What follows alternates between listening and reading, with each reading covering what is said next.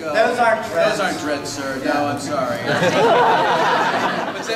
But the one that should be the easiest has actually been the most difficult. Creepy guy taking pictures of girls' butts. Does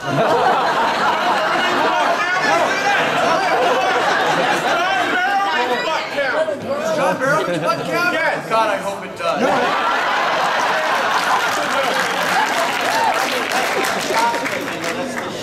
No, Will. There's Will, that's nothing Chris shameful about John Barrow. No, that is fine. Will, that's Chris Gore doing it. Oh, okay. So yeah. I'm making my phone silent. I am making my phone silent. Are you making your phone silent? Yeah.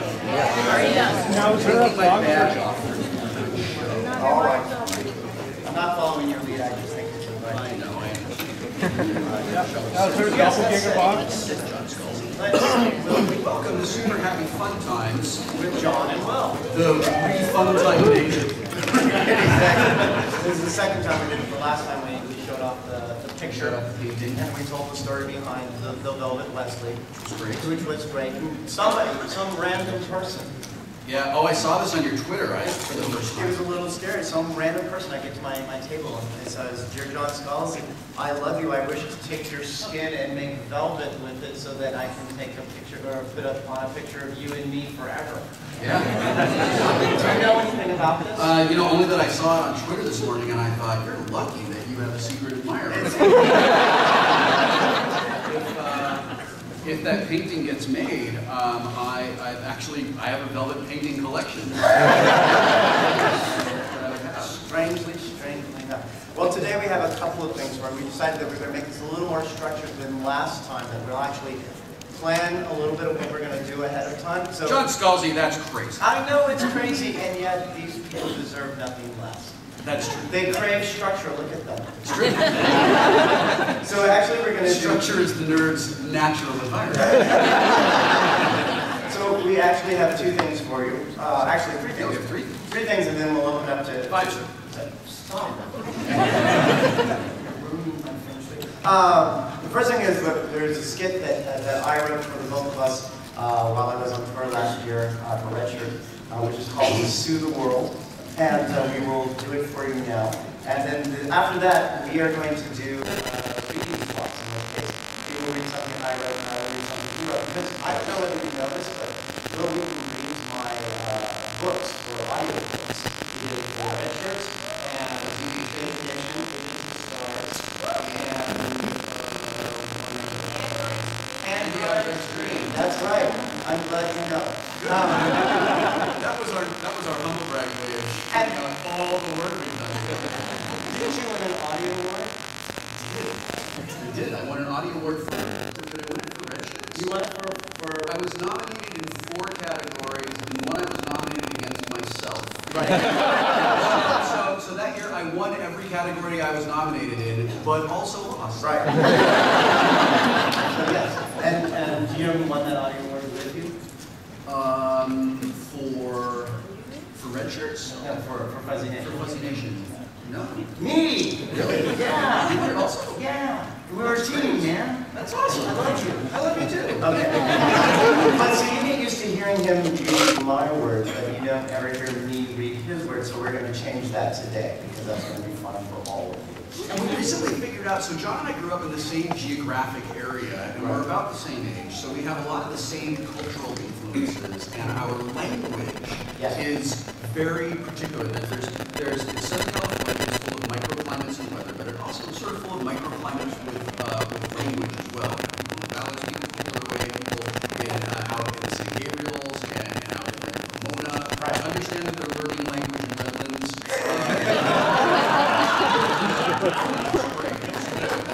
It's fantastic. They can use it to buy more guns. So we're from very much the same area. So we figured out that one of the reasons it feels so natural for me to read John's books aloud is that John writes in the voice that I speak in. Right. And which makes it really fun. And I've actually worked on a lot of other audiobooks written by people who are not John, and it has not been as easy. Right, and it's really funny because you remember my friend Natasha, who we met the last time I was out in LA. My friend Natasha was known me since high school. Hung out with Will and our friend, mutual friend Mike, and as well. And And as we left, we got into the car, and as long as we drove far enough away that she could start laughing maniacally because she was like, oh my God, you sound so much exactly like you. It's not even. So she's like, we like separated at birth. I guess it was a very long labor process considering you're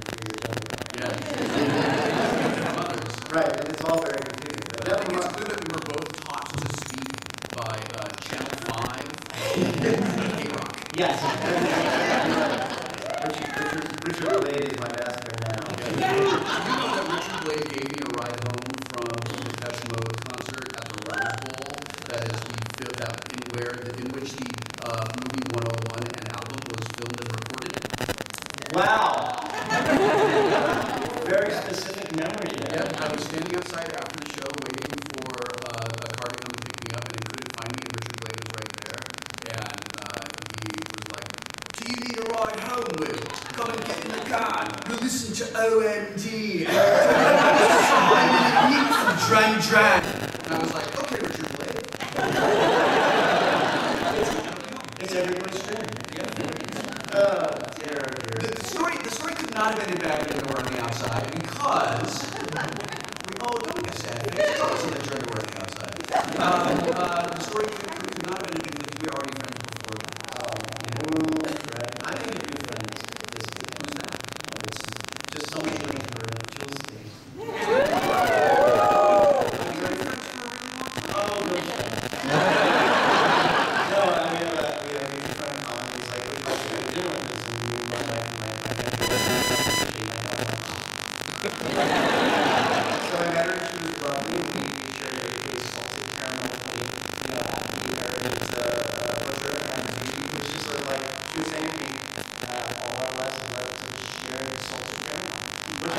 Which I read a lot more into it than I should have. I texted my wife, having salted caramel, waiting for it to stay.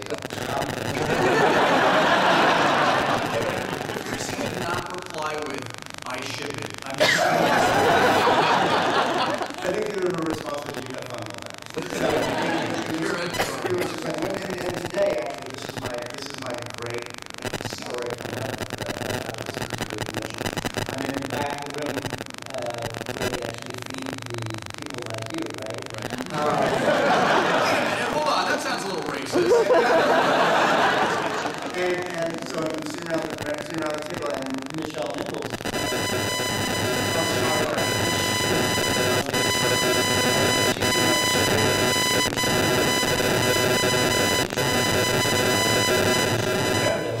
And she giggles and she says, I'd like to usurp that t-shirt.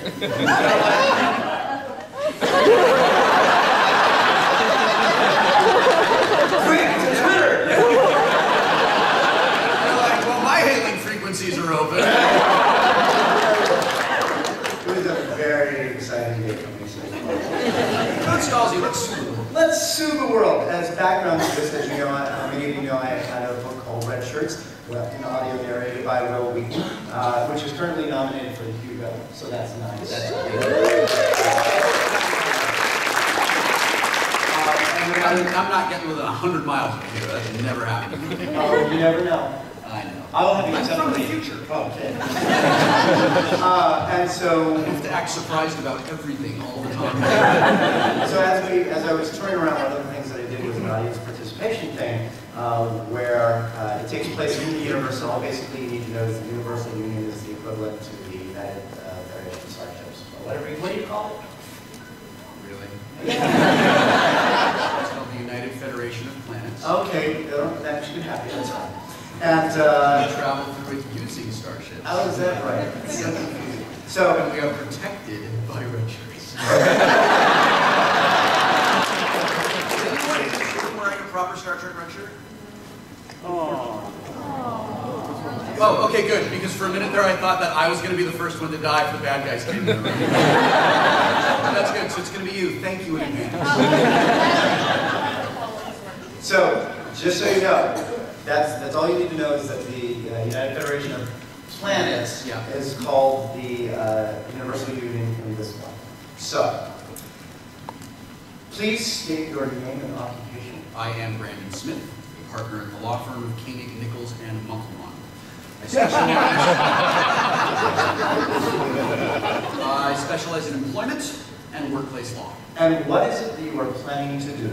I am filing a class action lawsuit against the space fleet of the Universal Union on behalf of the crews of its ships. Specifically, I am alleging that the Universal Union not only allows gross and egregious violations of basic workplace safety laws and regulations, it actually encourages them, leading to the deaths and, possibly even worse, the almost horribly creative injuries of its junior officers and crews. These are bold allegations. Are they?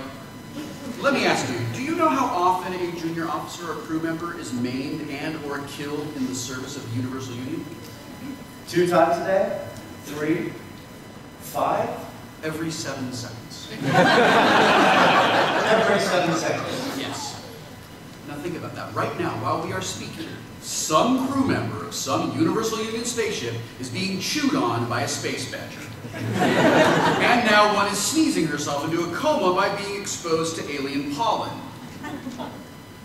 And now one is falling down an open shaft on an engineering deck into the antimatter engines. It's troubling. It's a festival of death. Now one is having its brain sucked out by the evil robots of Antares 7. What does a robot need with a human brain, I ask you? And who was the idiot who programmed robots to be evil? As horrible as these things are, it can be argued that life in space fleet is inherently dangerous. It works in space. It goes to strange new worlds and such. All the more reason for basic workplace safety, don't you think? Take the strange new worlds you speak of. The space fleet logs an away team visits to a Class C planet once a day. Once a day!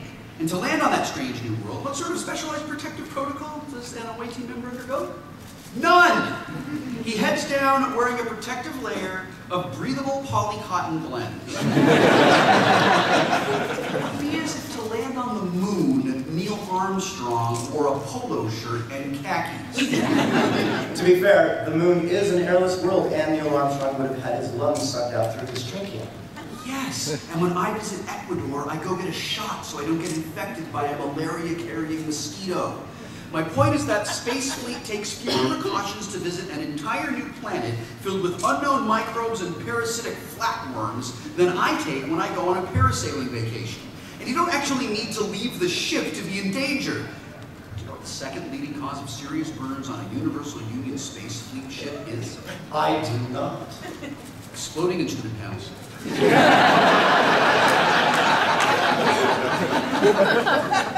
Ship hit by a hostile missile, instrument panel explodes. Rough ride through a proton nebula, instrument panel explodes. Trying to make tea in a Universal Space Fleet microwave, instrument panel explodes.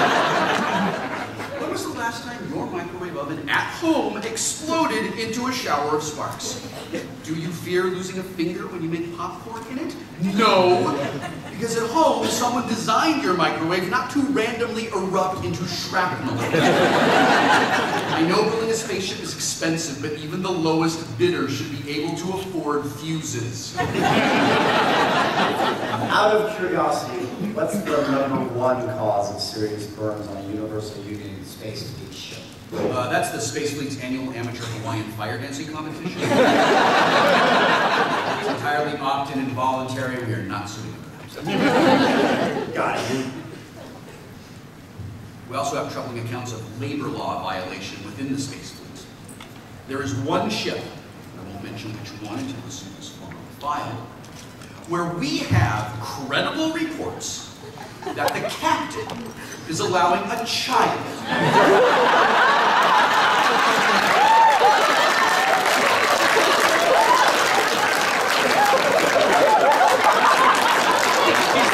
Excuse me, please, ladies and gentlemen of the press, this is a very serious matter. This child, barely post-pubescent, is a member of his bridge group.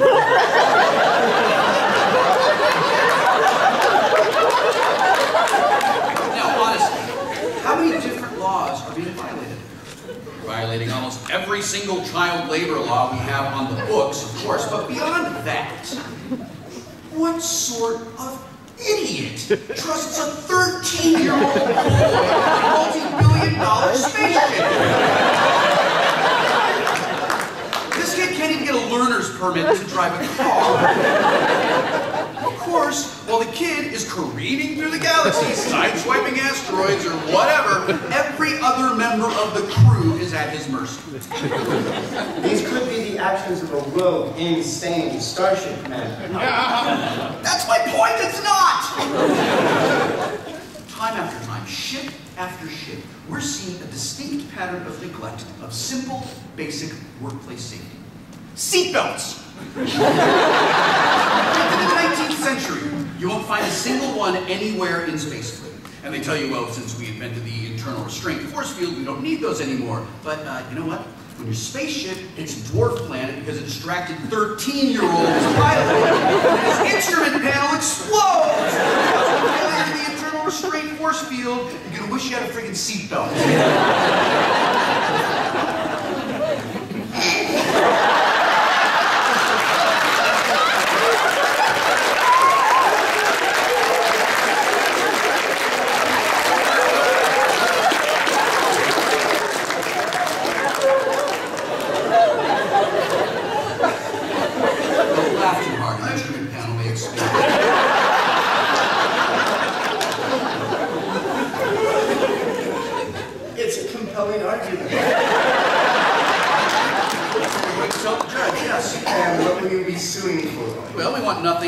Just an adequate sum for the pain and suffering of these long endangered crew members and the care of their unfortunate widowed spouses and orphans. And how much would that be? $37 quadrillion. It seems like a lot. It is no more than what is fair.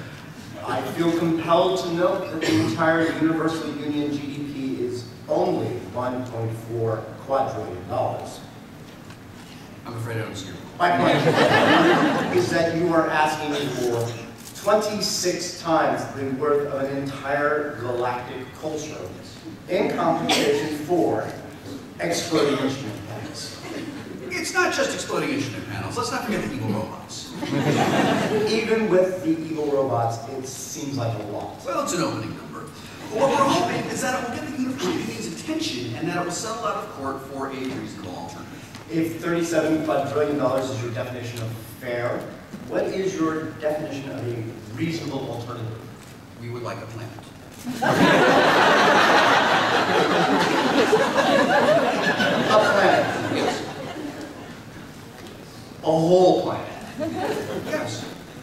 Yes, a planet where the shell-shock victims of the Universal Union's campaign of neglect and abuse and their families can spend their remaining years in comfort and quiet bucolic surroundings. And you need a whole planet for that. It's a very large class action suit.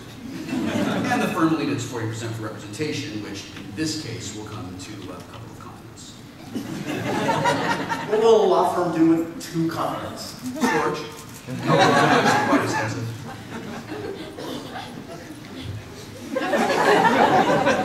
This implies you selected a planet you wish to have. Yes, we do. It is a planet called Cygnus 17. It sounds vaguely familiar. Well, it wasn't the news recently. Wait. Cygnus 17, a.k.a. the death planet of hell. We're not really comfortable with that particular nickname. But yes. The planet where 30,000 colonists were recently consumed alive by ravenous man-sized bats. Bats all got sick and died from eating humans, so they're not a problem. There's still the issue of constant earthquakes. Yes.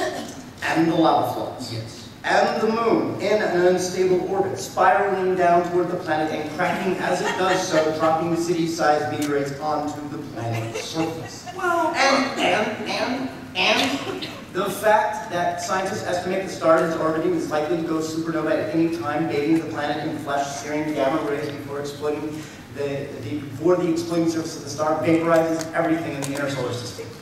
look, I'm not saying it's not a fixer-up.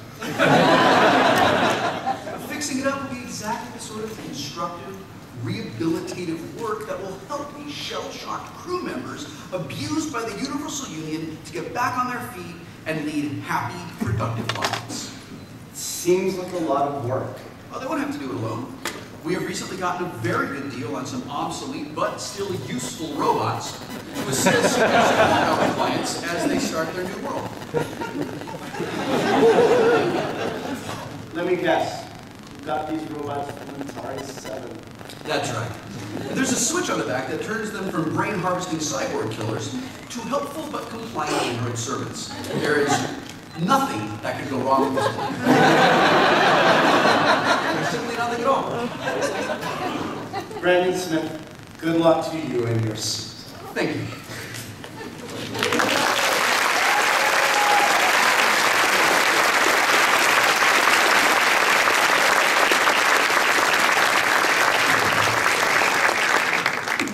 No, I don't crack up when anybody else reads it. Why is it? Probably because you're not performing in the presence of this particular form of British. I suppose that is one way of putting it, yes. I'm fine. You have brain parasites? No. I had shots, I'm fine. So, he reads my works quite a lot, and as you can tell, he reads them very well. It makes me very happy. But with the whole thing of actually us both having sort of the same cadence and rhythms and everything else like that, we thought it would be fun for a refreshing change of pace, that you would get to hear me read a few of his words, and compare and contrast against the professional versus the mushy-mouthed amateur here. And so You're a professional. I'm a professional, not a professional speaker of word thing structure mess. I guess that argument sort of solved itself. But we thought that would be fun. So, in fact, do you want a little background on yes, this? I was about to say, Will Wheaton, why don't you give us a little background on this one? Because actually, this is all exciting and new to me. Okay. So, I am a home brewer, and I enjoy making my own beer.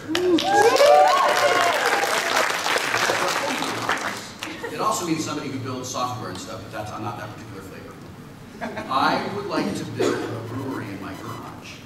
And in order to do that, I have to get rid of a lot of things that are in my garage. Yeah. So, some time ago, I spent a few days cleaning things out of my garage. And I've spent a lifetime working in show business, and I've had a rather interesting life. And I've collected a lot of artifacts from them.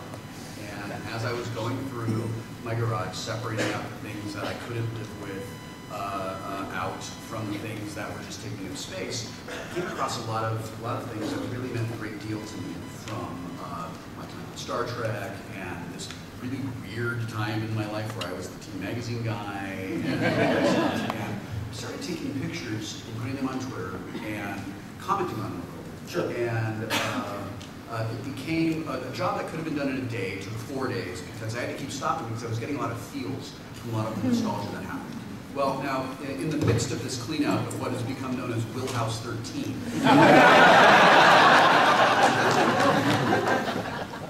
I found this really stupid, crappy, dented ping pong ball. And I took a picture of it, and I was like, something like, not everything I find is gold, or something like that. Later in the day, I found some Star Trek thing, and I don't remember what it was. And my wife and I do fundraising for the Catholic Humane Society. And we thought that it would be cool. I was like, you know what, this is a cool kind of like thing, it's an artifact that's probably going to mean something to a collector. Let's put this up as an debate auction. So I did, and then like hundreds of people on Twitter were like, you better auction off the ping pong ball too. And I was like, that's just stupid enough to work. So I am easily amused, which I have found is the best default setting to really enjoy life, right? Like just have fun. Don't be too concerned about like if someone's going to mock you for loving a thing in a stupid way, because if you're loving it, that's all that really matters. So I sat down to do the auction description for this crappy dented ping pong ball that I briefly made Twitter famous. And this long description came out of it. I was in tears by the time I finished it because it was making me laugh so hard. And it's an example of what happens as a writer where you don't stop and criticize yourself while you go. You just let the dumb stuff be funny until you're done. I will finish this by saying that the crappy dented ping pong ball was auctioned off for $1,200 like several times more than the actual theoretically valuable piece of Star Trek memorabilia.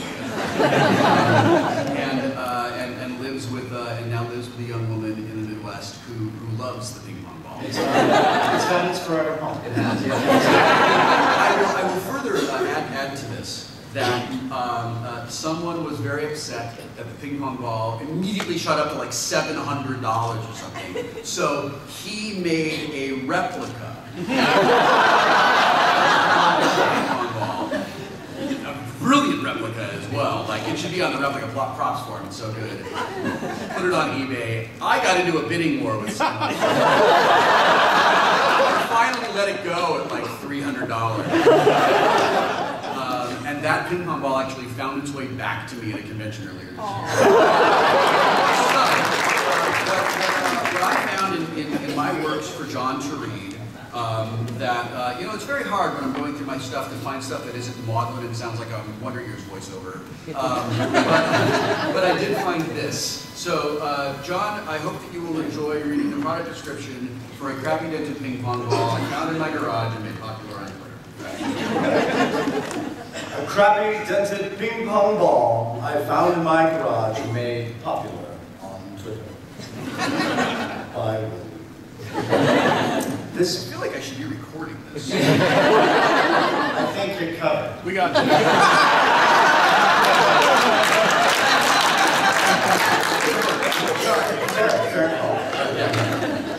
This beautiful ping pong ball is almost completely caved in on one side, providing an exquisite built-in stand to properly display the smaller dent that runs across the other side. This particular ping pong ball, named Silas, was used in many games of ping pong. It also delighted no less than 2 cats when dropped on a hardwood floor.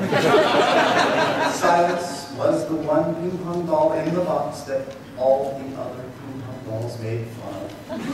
Because he had a name they didn't understand, and he liked to read books instead of going to parties. What the hell is wrong with those other balls? Not everyone likes to go to parties, okay, Mom?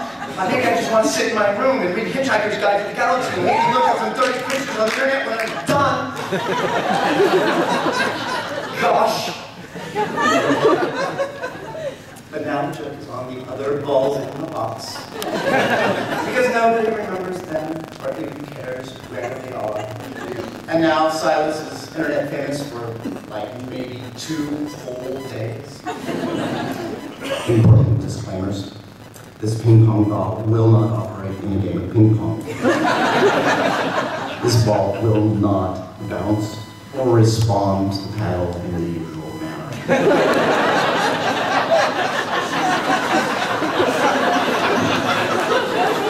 In bold and italics. So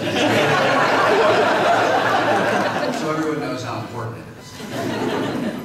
This ping pong ball is probably worth less than the cost of shipping. You will probably laugh a great deal when you place your bid, but will likely have the worst case of buyer's remorse since that one celebrity wedding. Yeah, that's the one I'm talking about. You're probably going to feel like that without all the attention and free drinks that come between the closing of the deal and the overwhelming regret. However, this ping pong ball will be placed in a lovely, padded envelope, perfectly suitable for opening. And it will be shipped to the buyer's address with my compliments.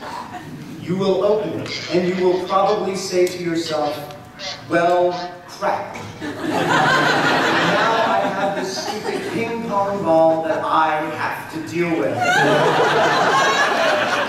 I suppose I'll build an expensive display case to show it off at dinner parties. And then you will invest lots of time and money to get that display case. Money which could have been spent on whiskey, many yards of colorful ribbon to braid together into a whimsical belt. Also, you will need to learn to juggle because it's a useful skill that doesn't impress many people, but whoa, is it satisfying when you throw torches around and you don't catch yourself on fire. Another important disclaimer, do not attempt to juggle torches unless you've been trained by a professional juggler. A professional juggler can be identified by the following. 1 is wearing a jaunty hat of many colors. 2 asks you for money.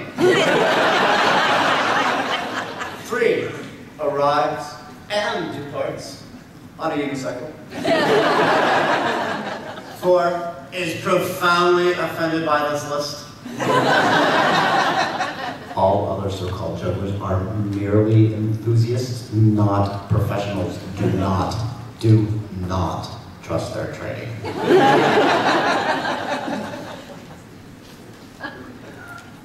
Sticky. I was excited about it.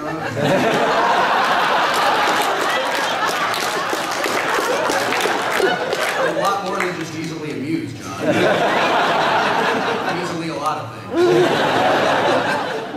Now, back to the truly important thing. All money raised in this auction will be donated to the Pasadena Humane Society of Wiggle Waggle Walk, specifically to Team Wheaton. Shipping is free because it seems silly for you to pay more in shipping than Silas is worth. But don't tell him I said that, or his feelings will be hurt. And Silas has suffered enough. Please give him a good home. Thank you for the children. I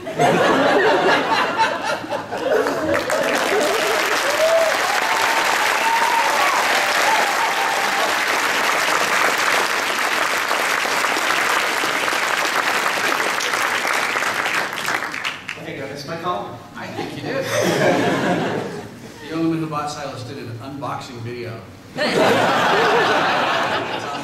Unboxing Silas, isn't that a Jennifer Lynch film? That's very funny. For our next trick, Will is going to read something I wrote, and I'm going to give you a little background behind this. It is called When the Yogurt Took Over. It's a short story that is exactly 1,000 words, for no particular reason. And its genesis was, someone asked me what I truly and genuinely thought of Atlas Shrugged, the book by Ayn Rand. How long did it take you to stop laughing? Well, I will tell you this, I actually enjoy Atlas Shrugged because purely on the basis of cheap entertainment, it's a potboiler. And I will tell you a story. One time I was in college and I was poor, as one so frequently is when one is in college, right? And it really is. And the only way that I could get home to California from Chicago was to take a 56-hour bus ride in Greyhound. And I was new to the whole Greyhound bus riding thing, so the first thing that I did was wrong was I sat in the back, right? And so That's good to know. You were close to the bathroom, which is great. Right. So this guy sits down next to me. He looks at me, he smiles, a tooth is missing here. He goes, "You're from college, eat And I'm treated by this guy from Illinois to Iowa of cheerful stories of prison rape all the way through. So that was great. I sure to move forward. It was just a long internal slog. And when I really got too bad, what I would do is You were like, if I could do this, I could totally get through Atlas Shrugged. What happened is I brought Atlas Shrugged with me because it was a big, thick book, right?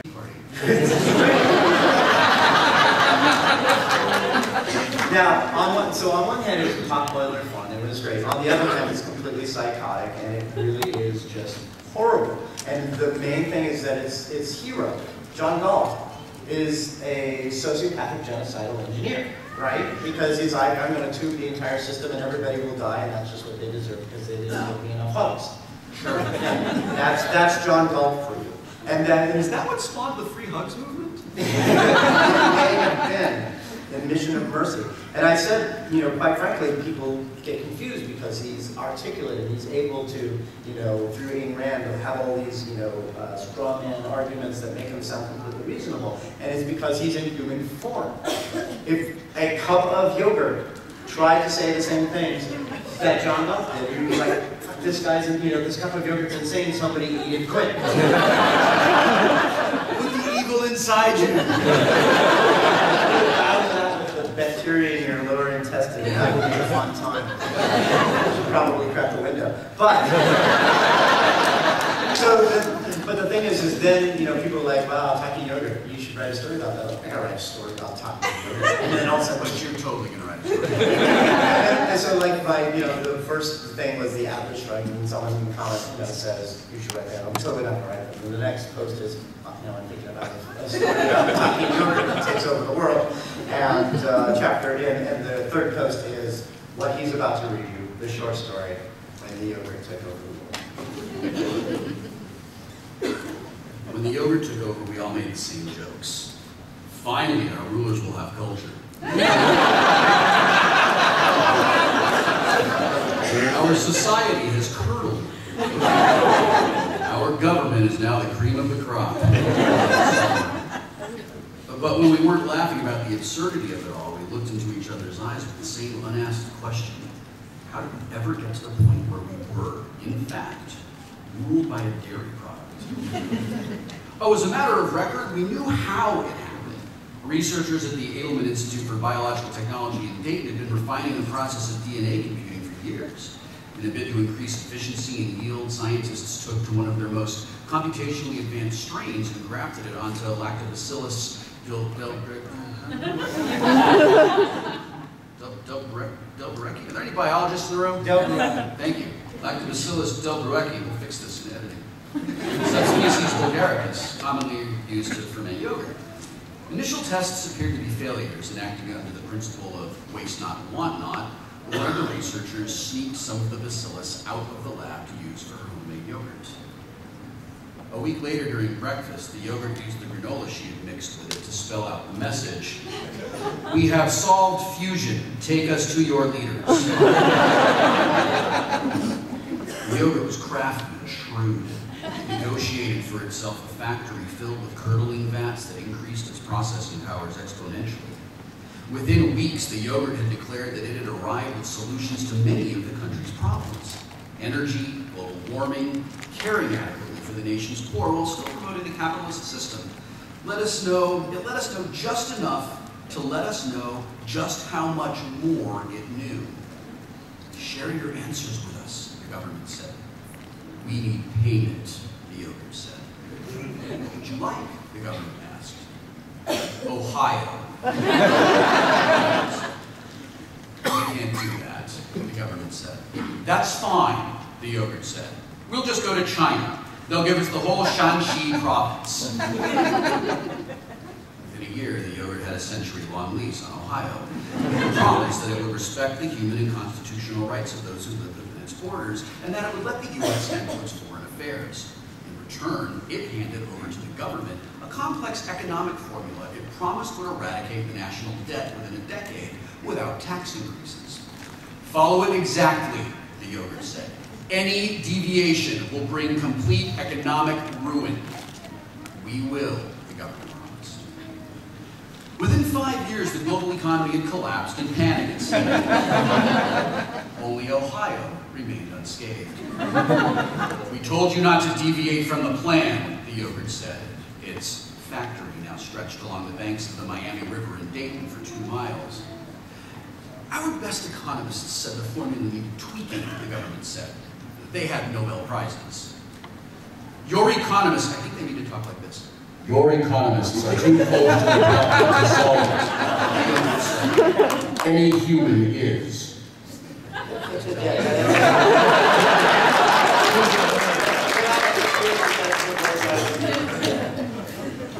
Our best economists, we could use your help, the government said. You could be our economic advisor. Sorry, we don't advise anymore, the yogurt said. If you want our help, you have to give us control. We can't do that, the government said. We understand. the yogurt said. We hope you have stocked up on canned goods. 6 months later, the government declared martial law and gave the yogurt supreme executive power. Other nations, worse off than we were, quickly followed. Okay then, The yogurt said, its globally televised address to humanity, and one of its factory workers, absurdly happy and well-fed, walked forward and showed a document the size of an old Manhattan phone book. here's what we do. Follow this plan exactly. If you don't, sorry, we'll have you shot. Now, 10 years later, humanity is happy, healthy, and wealthy. No one suffers from material want. Everyone contributes. After the first couple of years of getting things in order, the yogurt was happy to let us handle the machinery of our own administration, stepping in to fine-tune only now and then. No one argues with the yogurt. No one tweaks its formulas. The rest of the time, it rests there in its factory, thinking about whatever intelligent fermented milk thinks about. That's how it happened, as a matter of record. But there's another how. As in, how did humanity jam itself up so badly that being ruled by breakfast food not only made sense, but made the best sense possible? For all our intelligence, are we not smart enough to halt our own destruction? Did we really have to abandon our own free will to save ourselves? Well, what does it say about us that we survived because we were taken pity upon by bacteria and curds? Or maybe pity isn't precisely the right word. Some of us asked ourselves, not out loud, that if the yogurt was smart enough to give the government a formula to solve its debt problem, wasn't it also smart enough to realize that human intellectual vanity would keep us from following the formula exactly? Was it planning on that vanity in order to seize control? What does a dairy product want with humanity anyway? Some of us think it is ultimately looking out for its own survival, and that keeping us happy, content, and control is the simplest way of doing it. And then there's this. In the last several weeks, the yogurt has initiated several space launches. More are scheduled, and in low orbit, something is being built. What is it, we have asked? Oh, nothing. The yogurt said. Just a spaceship design we've been thinking about. For a moon landing, we asked. For starters, yes. The yogurt said. But that's not the primary goal. Can we do anything to help? We asked. No, we've got this. The yogurt said. And then would say no more about it. Life from Earth is going to the stars. It just may not be human life. What happens if the yogurt goes to the stars without us? What happens if it goes and leaves us behind? Forever.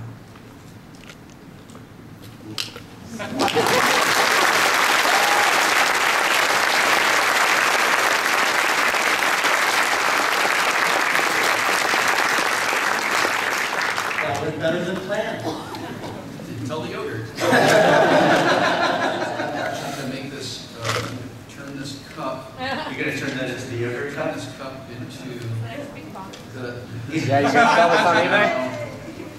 The voice Of the yogurt.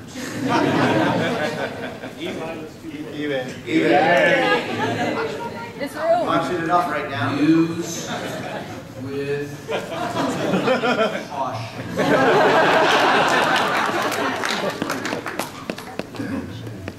Use with caution is very clearly set aside from everything else you know that's important, right? It should be listened to, it's involved. But we know everybody's good at following directions. That's true. Do we have time for questions from the audience? Yes, we do. Before our super happy fun time has run out. I believe we have actually a fair amount of time. So yes, do we have questions for Will or John? Anyone? Anyway. Yes? I saw your hand go up, so. Where's Adam Savage right now? Where's Adam Savage right now? You've got his GPS or something? You got his chip, right? Just a second, I have to turn it on to make sure that he's okay. He is in San Francisco clutching the back of his head, wondering why he just got an electric shock. Yeah. Yes. I volunteer with a couple local dog rescues, and I know both of you have a very special part in your place in your heart for dogs. Mm-hmm. It's been a while since your post, but I do remember from a few years ago about your dog. With Cody. I have a new dog since then. Well, yeah, I've also stalked you then. Since okay. then. I'm reassured. No, I don't think it's stalking if you post it on the internet. It's only stalking if I show up at your house or in a place That's that you a very haven't important posted distinction. about. I posted it, so Right. obviously it's not stalking. Right, it's more like reading. I have spoken with several rescues, and I want to know how some of us can go about next year at Comic-Con or anywhere getting you guys to help us raise money for some of our dogs here in Phoenix. No pressure there. I have found, as my wife and I founded a charitable organization last year, and it's called the Foundation to Increase Awesome. And we found that the money that we raise is most effectively used in a targeted way. So we support the same small organization here to help them. I would encourage you to, if you want to raise money for local Humane Society, which is wonderful, I would talk to the people at your Humane Society. They should have an outreach program. They should have a person who deals with donors and helps sort of coordinate those sorts of things, and find out if there's a way that they could have a presence at Comic-Con. I was just in Calgary a few weeks ago, and one of their local animal rescues had a booth, and they had some of their dogs there, and they were sort of like, they were acting as like emotional service dogs. Yeah. So they were great. So you could go up and pet them and love them, and then people were able to just sort of like dump money in a jar.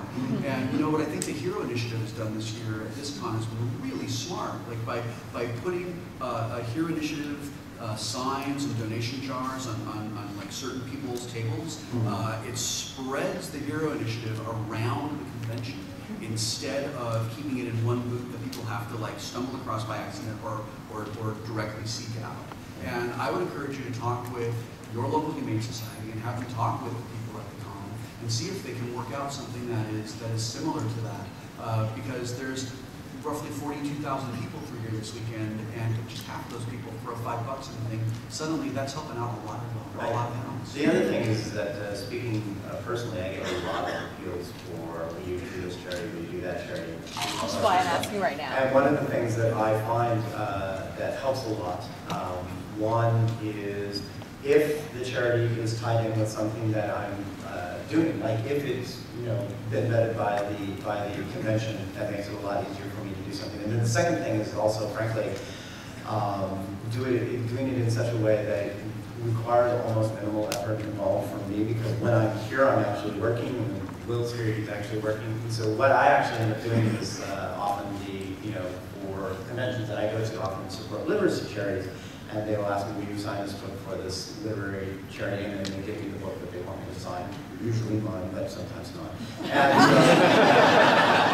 I signed a lot of Joe Hill's books recently. I've been signing a lot of Benny Lawson books recently. Yeah, so it just kind of adds up. But, and then you sign... We're writers, we're inherently lazy. Right. We need to make it easy. Yeah, and so then the book appears, I sign it, and it's signed off, and it makes it that much easier. A lot of more complex involvement is not going to be possible simply because I'm here for 3 days and I pop off. So make it easy. Associate yourself with an organization that makes it clear that you're legitimate, because I get so many things that I just don't know. It's like, we're the organization for frogs, and you're like, I like frogs, but really, I don't have time for research. And so yeah, make it, and then do something that's really easy for us to go sign a signature or something really easy, and that's the best way to do it. And also, don't trust a talking frog. That's just free. Can someone please All the way upload that back. for me? Hi, actually, speaking of frogs, I understand you and I have a mutual friend, Bill, Oh, named yeah. Waffle. Oh, right, Waffle the Frog. Yeah, Waffle the Frog's great. Great. Anyway, I just wanted to say, first, thank you for coming. Also, I'm very disappointed that you didn't crash the John Barrowman panel this morning. Yeah. Actually, let me make a comment on the crashing of panels. Okay, so like for me, when I do a panel, I actually put a lot of time and effort and thought into how this panel's going to go down. Like this year at the Awesome Hour, I basically did a 45-minute stand-up set. And if someone... I'm sorry it was so dirty, I didn't mean for that to happen. But here's the thing, if someone had sort of showed up in the middle of that, it would really have derailed that fun train. And it assumes on the part of the person on stage that they're cool with basically someone coming up and stealing focus. Right. And I think that's super not cool. No, If it's someone with whom I am friends, like Aaron Douglas, like, we'll work it out in advance. Like, I'm just going to come up and I'm going to poop on the stage. I only mentioned that. I understand he jumped you yesterday and I missed it. Oh, listen, sweetheart, there was no jumping. There was very tender lovemaking. It was amazing. Did Ann get to watch? Of course Ann got to watch. But anyway, the last thing I just want to say, I'm intensely jealous that you get to live in this wonderful living as a professional nerd. I know, so am I. Anyway, thank you. Thanks. How about a question for Mr. Scalzi? Now I'm going to moderate this panel. Yeah. Mr. Scalzi from this side of the room. Yes, ma'am. All right, well, it's not really a question, it's more of a statement, and it is Uh-oh. directed to you. Oh boy, here we go. Okay. Oh, boy. Montreal Canadiens, 23 Stanley Cups. LA, not so many. I'm sorry, I'm having a very hard time figuring out this time that my team still being in the playoffs.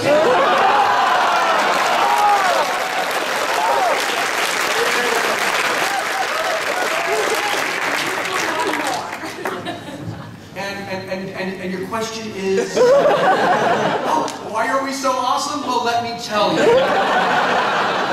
a question for Mr. Scalzi from this side of the room, please. See? Yes, sir. Mr. Scalzi, how did you get involved with the Humble Indie Bundle folks, and what was your experience there? What did you think of that? Okay, so the Humble Indie Bundle was a collection of books that were distributed, basically pay what you want, and there's me, there's Cory Doctorow, there's Neil Gaiman, there were several Kelly Link was in there, several other people were in there. And basically how that came out for me was Cory called me, because Cory and I are good friends, and he said, hey, do you want to do this? And I said, sure. And I used Old Man's War. Old Man's War is my first and to date so far most successful book, although Richards is coming up close on it. That's great, because that's like two sides of the Scalzi coin. Yeah, it really is. And one of them is dedicated to you, so. No, it's the best thing But anyway, so you basically asked me if I wanted to do it. I use Old Man's War because, quite frankly, for one thing, it's the first of a series, so if people like it, there are more books that people go get. And second, I've made enough money off of it that it's okay to experiment with it, and if I make some money off of it, great, and if not, that's fine too. And it was kind of the first time on a big scale that they'd done a whole bundle with literature stuff. They did a music one on music and games and all that other stuff. And it went very well. We sold 80,000 bundles. We got like 1.2 or 1.8. It was a lot of money raised. And some of it went to the authors, some of it went to Humble Bundle. But a big chunk of it went to EFF, Child's Play, and the SIFLA, because I'm the president of Science Fiction Fantasy Writers America. We have an emergency medical fund for writers, because strangely enough, in this country, it's so weird. You would think that we were a very poor country. Because we don't have your basic sort of medical insurance just as rent. So that's strangely enough, and also strangely enough, you're just getting sick. Fuck those guys. And strangely enough, a lot of authors are not, ill and hardy people. They spend most of their time indoors, this far away from a computer screen. Or typewriters, yeah. And just basically are all punched and eat nothing but junk food and Diet Cola. So, frankly,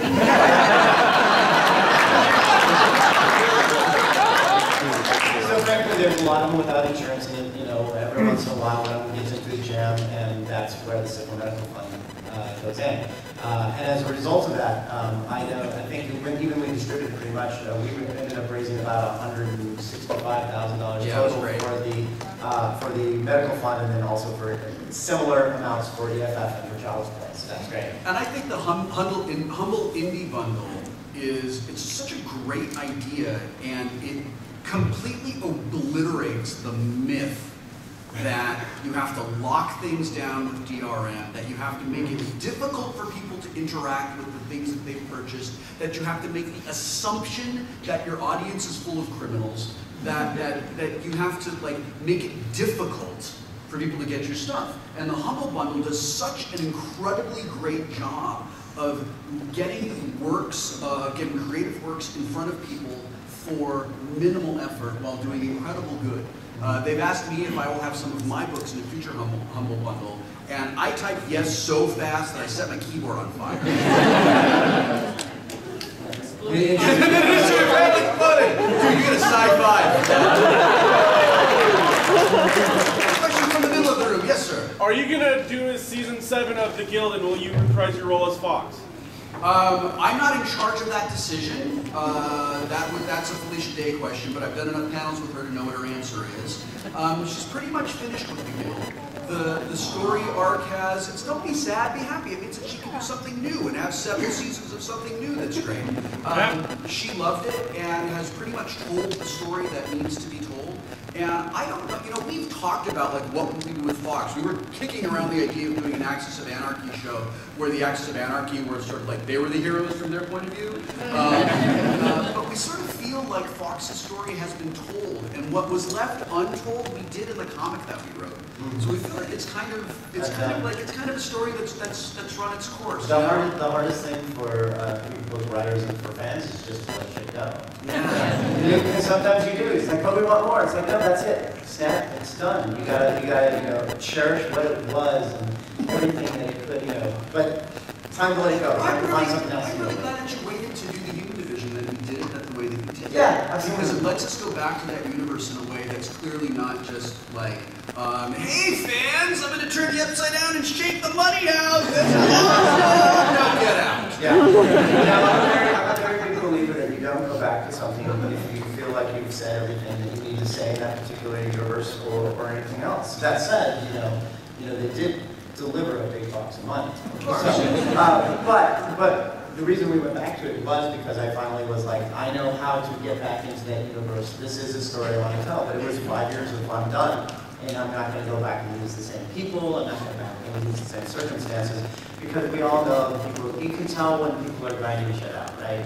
Where you get to the point where you're like, well, I'll buy the new book, but really the first, 2 are the best. And I don't want to be that guy.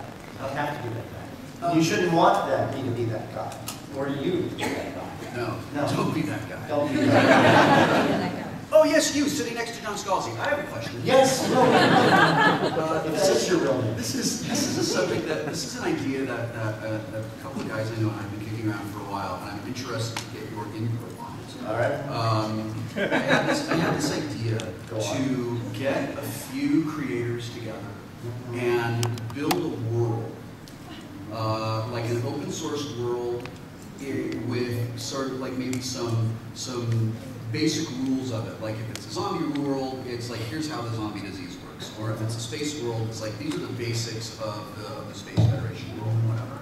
And these are like the 12 kind of main characters that we think live in this world. Then the entire thing is released as a Creative Commons licensed background world for people to play around in, like it's their own open source world they can do anything with. Do you think that's a thing that makes sense from a professional writer standpoint? And the reason I started thinking about it was when you wrote about the Amazon Worlds thing, which I think the TLDR on that is great deal for Amazon, shit deal for everyone else. Sure. So I'm curious to know what you think about, like, do you think that's a thing that would be attractive to professional writers to sit down and just go like, here, nerds, we built you a thing, go play in it, have fun in the sandbox. Well, I think Minecraft. What? Minecraft, right. Minecraft. Well, no, I think it depends on which professionals you are approaching and what their schedules are and everything else like that, and what the, and whether they feel like everything needs to be locked down or doesn't. Because when it comes right down to it, one of the reasons that people do fan writing is because they love it. They love those worlds so much that they just can't wait. It's the methadone. They want to live in them. They want to. They create the methadone for the heroin that is the the canonical stuff. Now, what this is going to be. Guys, it was.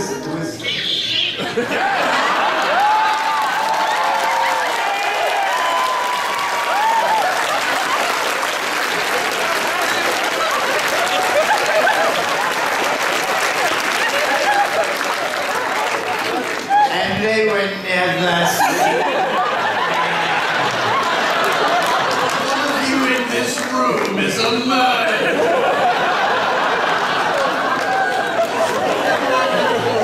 This is actually going to be bad.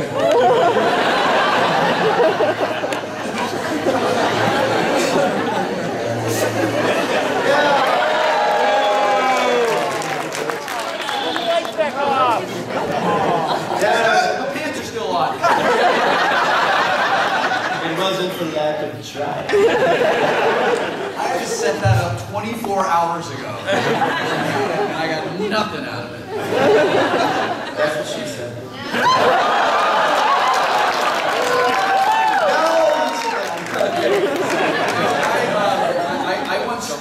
I've written fan fiction once. Right. And it was at the end. I was playing a game. I was playing Red Dead Redemption. Sure. I got to the end, and I loved it. I loved everything about the game. The ending left a really important character thing unresolved for me. Yeah. So I wrote the story that would resolve it for me. Yeah. Because I needed to do that. Right. And it was really fun, and I really enjoyed it. And because I was writing it as like fan fiction, it's like when I wrote the Unicorn Pegasus Kitten story. Right. I was just having so much fun, just doing it. That I was like, this isn't real writing. It doesn't matter. Yeah. And it ended up being really good and really satisfying and really fun. Yeah. Which is how I have now started approaching everything. It's not like every piece must be perfect. Right. But then I found that there's actually a mission in the game that they don't do a good job of showing you. Right. And that mission actually does kind of do exactly what my fan fiction did. Yeah, but you did it better. But I did. I was way better. Here's the thing that I would actually suggest, if you're honestly want to do something like this, is that you get a group of 5 or 6 people that you really want to do this thing. You create the universe. You create a collection, an anthology of this shared world that has the professional authors. Have that be a professional product for sale. But then take the background, all the world, all the basic characters, all that sort of stuff, and then just create commons in, and then say, now you guys take it from here. Yeah. But you got to get the essential thing about fan fiction is that it's something that people love so much and that they want to be part of. If you just set up all the rules, then it kind of is a little bit. You kind of have to get the people to push in the right direction, and then they will take it from there, and they'll do amazing things that you would not even imagine. You come back and you go, this is a cool world. I'm glad I built it for them to play. So that's what I would suggest that you would do. Thank you. You're welcome. I'm glad to help. That would be $65.95. Other questions? Over here, yes, Philip. Can I pay you in Reddit karma? Because I am very wealthy. How does it feel sitting in front of your doppelganger? That's strange, but also good. Yeah, stand up.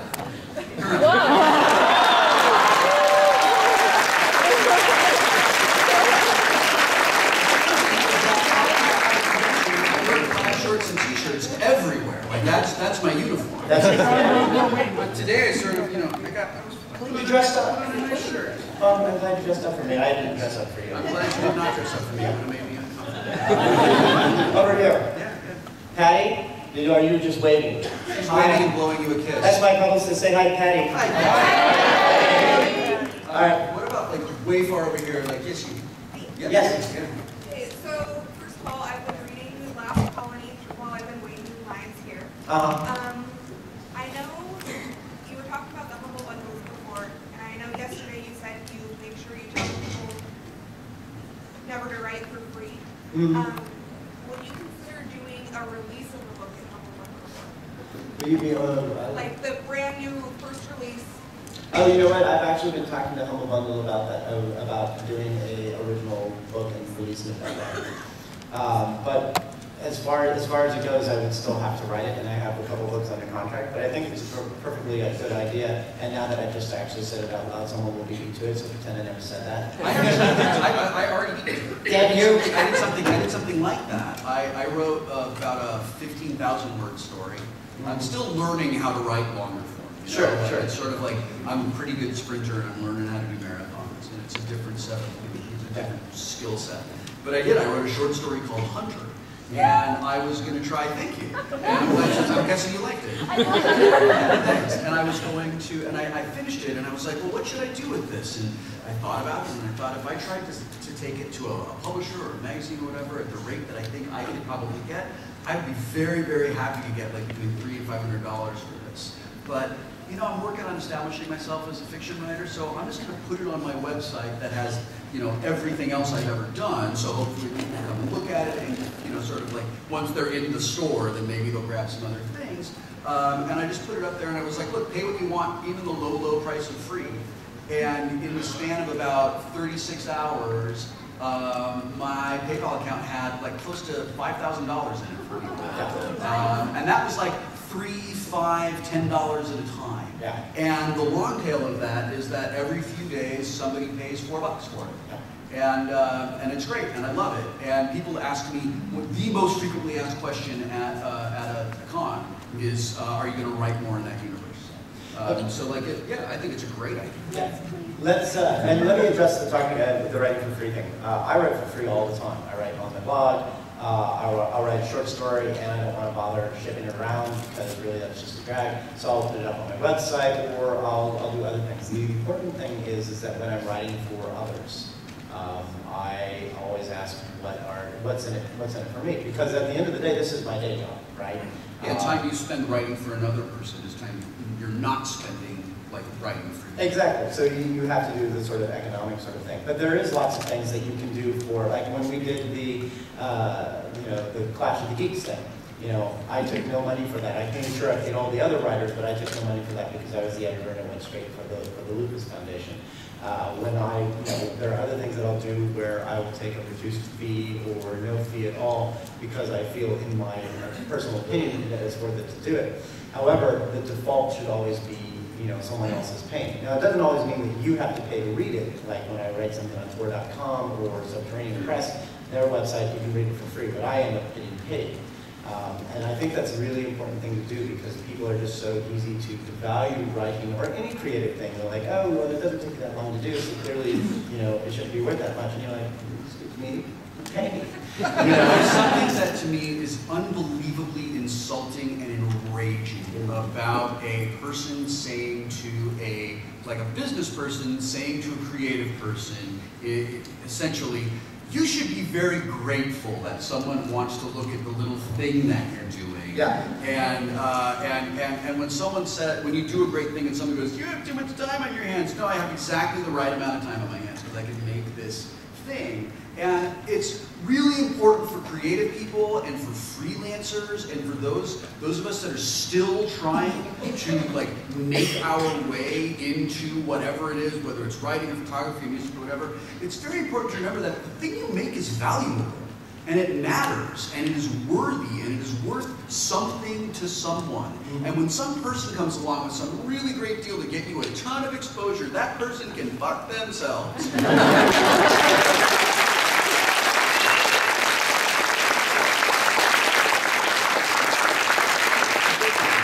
Well, I think you're on my soapbox. It's just an important thing, you know. It is. It's really important for creative people to remember what you do is valuable. Yeah. And people are going to be constantly trying to tell you that it's not valuable because they know it's valuable and they just want to get rich on your back. And that's not okay. Yeah, and at the end of the day, the other simple fact of the matter is I'm a small businessman. Sure. I'm like 5'7". But, you know, the fact of the matter is this is my business. And, you know, your plumber won't work for free. You know, the guy who repaired your car won't work for free. I'm not going to work for free either. Let's do one last question. Holding his hand. All right, making an excellent question because I think we've got to close up. I was just going to say, on that note, how do you guys feel about piracy and how it kind of does market your stuff better? The way that I feel about the piracy is, quite honestly, I would prefer that you pay for what I write, because mortgage, child, all that sort of stuff. At the end of the day, I get a lot of people who come up with a big stack of books, you know, for me to sign. It's like, I got the first one on torrent. You know, and my feeling about that is, quite honestly, the first time you meet anybody, you kind of want to try them out, which is one of the reasons if you go to my site, I have the Scalzi Creative Sample with all this stuff there. There are going to be some people who are going to pirate just because they're, haha, I'm a pirate. Screw you. Those people are just terrible, terrible, terrible people. Well, and they are also never going to buy stuff. And they're never going to buy stuff anyway, so you don't worry about them. The other people are people who try it, and then they eventually understand that this is what we do for a living, and I think people own up to it. I mean, I always say when I was a kid, I used to take stuff off the radio, right? Yeah. Because I was poor. And then later on, my friends and I would make mixtapes and we trade them for each other. And then I started working, and then I started paying for stuff because I could, you know, level up, so, you know, achievement. And then I also began to recognize that there was a person on the other end of the stuff. I mean, even now, I get like 40 books a week sent to me for free. I still go to the bookstore and I buy my friends' books. And the reason I do that is because they're my friends and they deserve my money. And I think the further you go along with this is you become an adult. You realize that if you want the good stuff from Will, if you want the good stuff from me, if you want the good stuff from any writer or creator, then you put up the money. We'll find new and exciting ways to get it to you. Some of us will let you pay what you want. Some of us will give it to you for a low price. Some of us will make special packages that you'll pay ridiculous sums of money for a t-shirt in a nice cardboard box. But whatever it is that we end up doing, at the end of the day, we're saying, this is something that our time, our love, everything, what's it worth to you? And your answer is what you will pay. I also sort of view piracy as a customer service problem. Yep. That if a company makes it easy for me to get the thing that I want, yes, and it makes it easy for them to shut up and take my money, yep, then shut up and take my money. Yep. If I've already paid for a thing, I bought something off of iTunes and then I tried to put it onto my iPad when I was in Canada, and they were like, you're in Canada, you can't do this. Well, hey, guess what? The Pirate Bay says I can. Because that's just stupid. Yeah, and buy it once and then you're done. Yeah, right. Or if you purchase a game and the internet goes out in your house and you can't authenticate on the game server, oh, well, guess what I'm downloading as soon as my internet comes back on, because F you for trying to cripple this game for me. Yeah. And I just think that it comes down to that. I don't believe the stories that the MP2A and RI2A tried to tell us of this generation of content thieves, it just doesn't exist. Well, it has not been borne out. And there's enough people, I think, that understand, like, look, man, just make it easy for people to give you money in exchange for the thing that you've created. They're going to do that. Right. I believe strongly that creators do have a right to control what they have. That they should be able to set the price and they say this is fair. And people should be able to say, well, no, that's too much, I don't want to pay for that, or that's fair, I would buy it. It's important that creators have those rights. That said, personally speaking, when someone says, I pirated your novel, what I'll say is, well, I hope you liked it enough at the end to decide to go pay for it. Yeah. Every now and then I get something sent to me at PayPal with this note that's like, it's a guilty note. Sorry, I didn't want to have just a geek, but I couldn't find it. And I just, I'm so here, I just want you $20. I'll get the emails where people say, I'm in Australia. I pirated the book because I can't find it in the bookstore. How do I pay you? And my response generally to this thing is, find a local literacy charity. Give the money you would give to me to some kids so that they can read a book, and we're good. So if you pirated something from me, literacy charity. Thank you. Or also the Wil Wheaton Kitten.